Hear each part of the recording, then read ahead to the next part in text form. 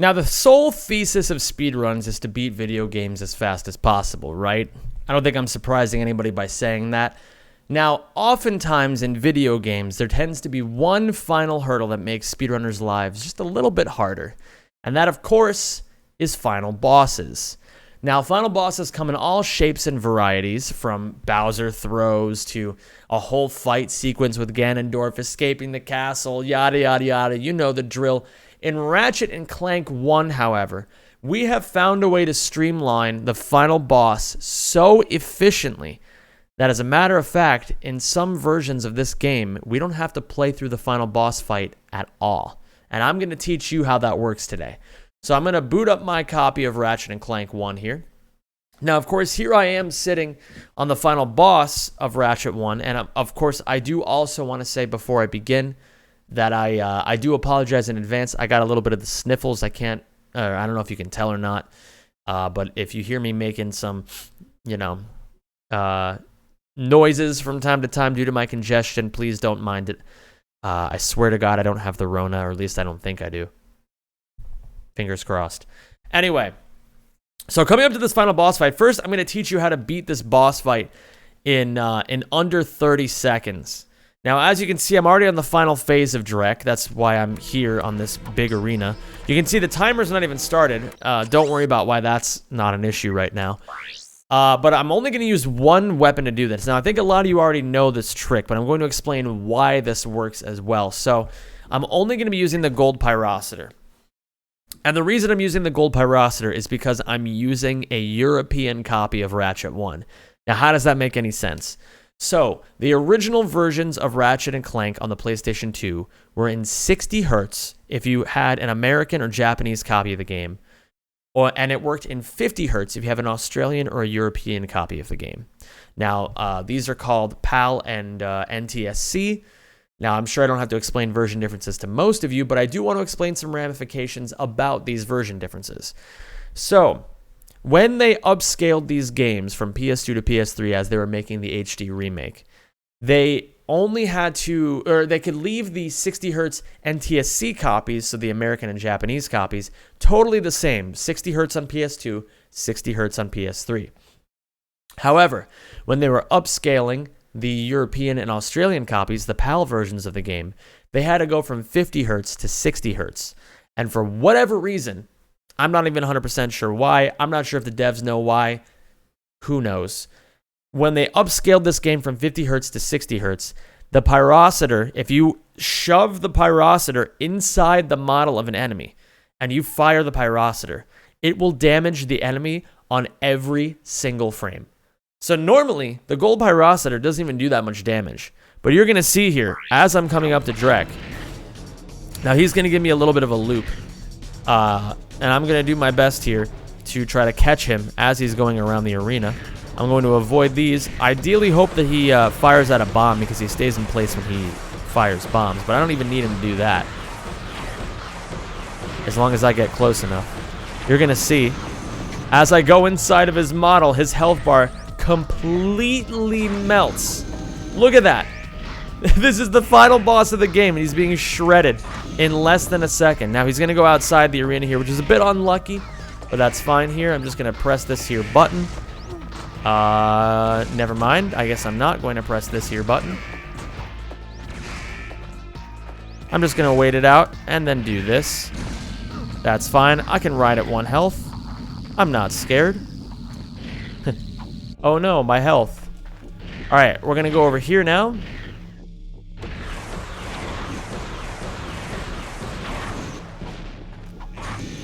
And look at that. Not so clean, but that's a very fast boss fight. And as a matter of fact, that is significantly faster than the damage you can put out using either the Tesla Claw or the Ryno. The two highest DPS weapons in the entire game for bosses at the very least. This just totally wipes the floor with all of them. Now, this video, I introduced this to you under the assumption that I'd be teaching you how to skip this boss entirely. And that's still remaining true. I just wanted to show you how to do this as fast as possible. Now, this strat, as I said before, it only works on a PS3 version of a PAL copy of the game. So the way that I did this, when I was making my PlayStation Network account as I downloaded this game, I made the central home base of my profile in the UK, since they speak English there, and I could read through all the menus as I was downloading this game.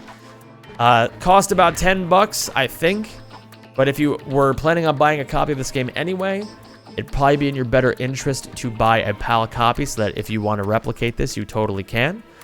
Now, in order to skip this boss, straight up, you're going to have to first beat this boss normally. I know that's, you know, maybe not the most logical thing in the entire world, but let's just say your friend doesn't know about this and you want to impress somebody. So you open up your PS3 beforehand, before they get to your house, before you can show them this. You beat this boss, and then you leave it right here. You leave it with the deplanetizer up, pointing at New Orxon, or whatever this is called. You do not press this button at all. You're supposed to ground pound on this button. Do not press on the ground pound, or do not press the ground pound sequence. Do not press the button. Instead, you can load up any file you want now. So I only have one file here. I'm going to reload it. This trick will only work as long as you're keeping your PS3 on. So make sure that once you set this up, you do not turn off your PS3 until you're ready to do the trick. Now, this trick was discovered by the Rixer, a legendary Ratchet and Clank runner. It was discovered completely on accident, actually.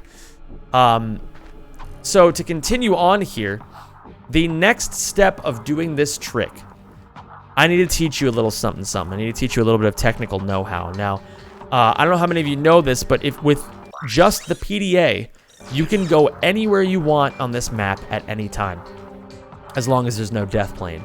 So what you're going to do is you're going to side flip right here. You're going to open up the PDA as you're at the peak of the side flip. So again, side flip, pause.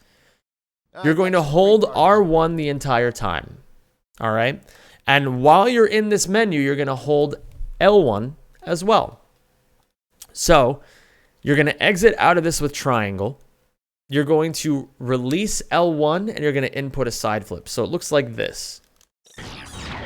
You're going to reopen the PDA, triangle, release L1, side flip. And you can just do this over and over and over again. Now, this is a bit complicated. If you're just doing this for the first time, you're going to need to really slow down the inputs. Again, that is side flip, circle, hold R1. You can hold this the whole time. Hold R1, just leave your finger right there. It'll do you a world of good in the long run. Hold L1 while you're in this menu. Triangle, release L1. So you can just practice that motion. Triangle, release.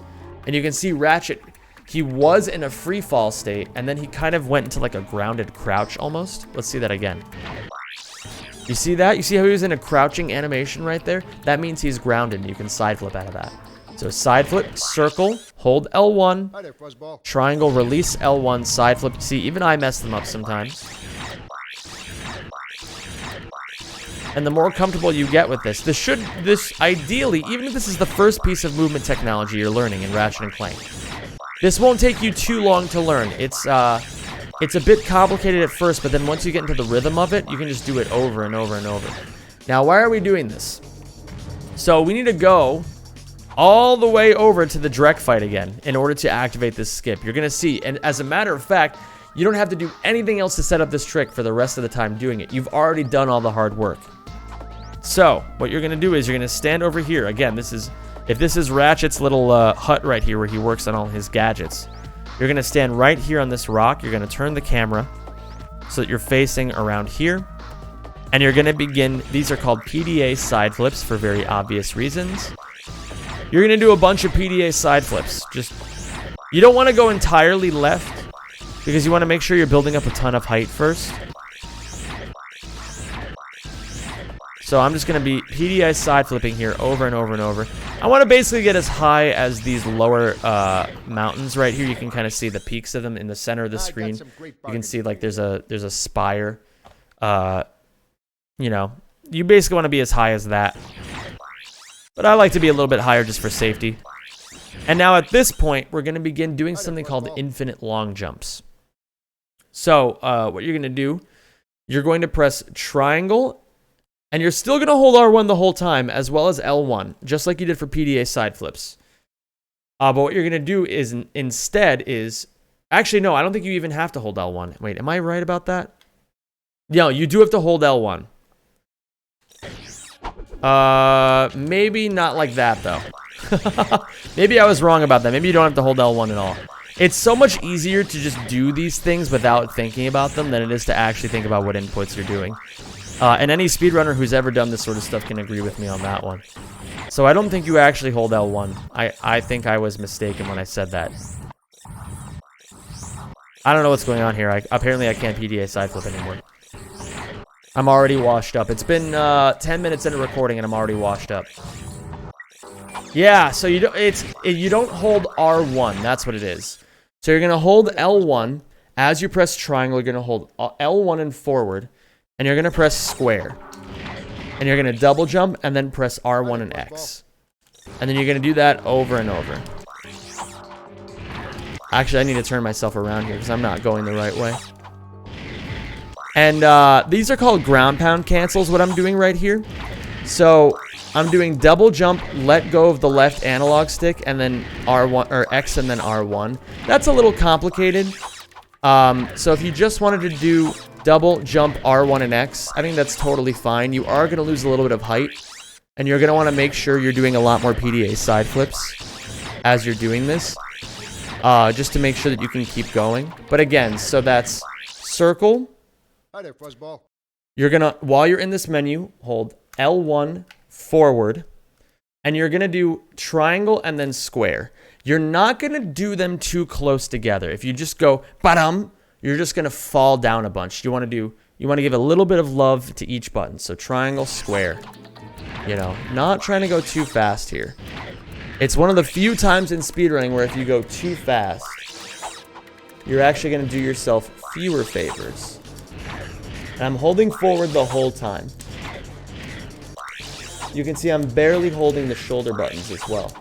I'm always holding L1 as I'm entering the PDA though. That's one thing I'm always doing. So you can see, always holding L1 right here. Wrench swing, double jump, long jump. And look at this. Now what do we have here? The deplanetizer is standing all the way up. It's standing all the way up. And we're going to enter the final Drek platform. And look at that. No Drek at all. We land right here. Drek is totally gone. He's never going to spawn as long as you don't spawn him at his natural checkpoint at the end of the level where you initially start the fight. But because we never actually activated that checkpoint, we just get to come here and Drek will never ever spawn. So this is what we do in speedruns, obviously. And it's kind of hard to set this up in a casual sense, but like I said, you can always set this up beforehand and just shock your friends. But then all you have to do, so you can see here, I'm going to ground pound the button, and the game is it's over. It's totally over. It's completely ended, and I never had to fight Drek once. So that's how speedrunners do it. That's how we skip the entire final sequence, totally straight up. Now there's an even faster way of doing this if you want to be a truly quick speedrunner someday. But that strat is extremely complicated, especially for a new player, and I'm not going to get into that. I may make a video about that later on. But for now, I think this is a very good intro-level video. And hopefully this will help you learn a little bit more about what you're doing when you're doing your next playthrough. You know about the golden pyrocitor strats if you're playing on a European copy of the game or an Australian copy on PS3. Again, that strategy, none of this works if you're playing on a PlayStation 2, just to be clear. And only the pyrocitor strat will work if you're playing, or it will only work if you're playing on a PAL copy of the game.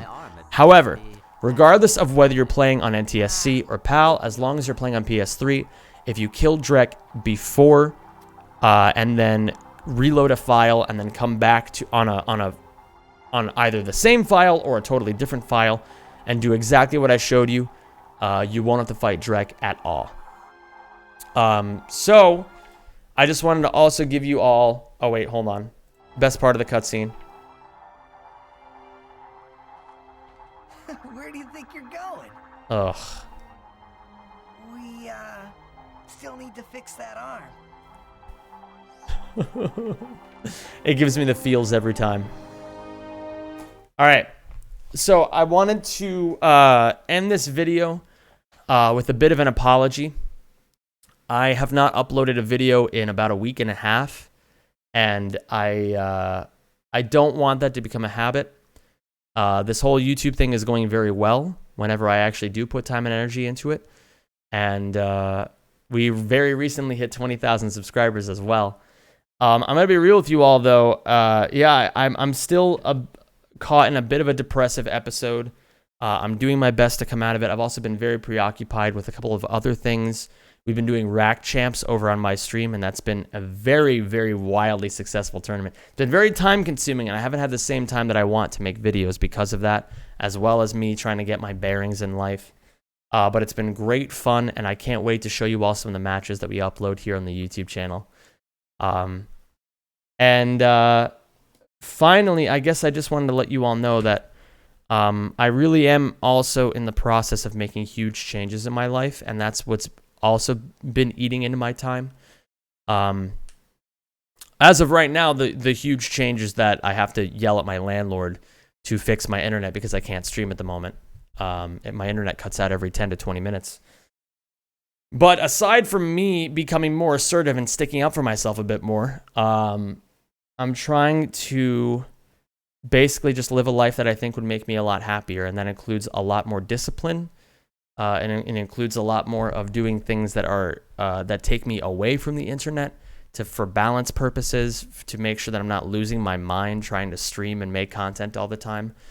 But I'm also feeling like I've got, I'm going to be honest with you all. I feel like I really only have one or two more chances to really make it big as a streamer. And maybe that's a bit ridiculous. Maybe that's not the right way to look at it. But I feel like I've been doing this for so long. And my content has always been steadily growing and growing and growing, but it's been growing at a rate that doesn't make me comfortable anymore. I want to try new things. I want to experiment. I want to grow. I want to have sustainability on this channel, I want to be able to retire someday. So I've been doing a lot of soul searching. And I think I'm going to be doing a lot more casual content to mix in with Ratchet and Clank stuff. I'm not 100% sure how I'm doing it all just yet. These are all details we'll discuss at a later time. But I just want to let you all know, at the very least, I'm back to being a regimented content creator. And despite my fears, despite my misgivings, I am trying my absolute hardest. So if you want to do me a favor, if you've made it this far in the video, please feel free to let me know what kind of content you would want to see, both Ratchet and Clank related and otherwise. And thank you so much for being a part of this community to begin with. You're all very wonderful. And I couldn't do what I've done for the past several years without you. So until next time, peace out and have a great rest of your day.